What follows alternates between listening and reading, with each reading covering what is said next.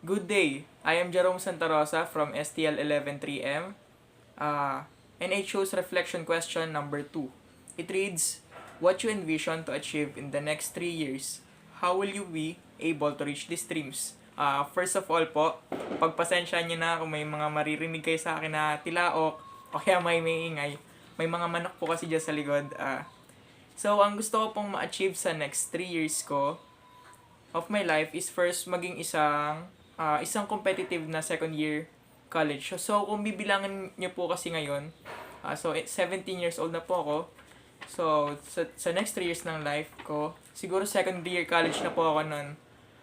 Gusto ko po sana maging isang magaling pa rin na second year college sa kabila po ng competitions sa college life ko po.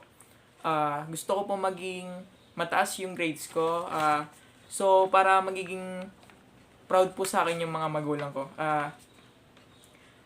So second naman po, kung papalarin man po ako magkaroon ng kahit small puhunan, kung hindi po small job, small business po sana. So sa next 3 years ko, ang gusto ko ma-achieve ay magkaroon po sana ng small business na particularly sa food po. Kasi mahilig po ako sa food.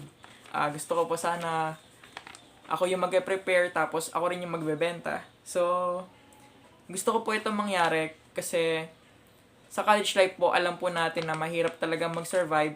Gusto ko po makatulong rin ako sa financial rin po, syempre. Para naman po maabot ko yun, syempre po sisimulan po natin ngayon.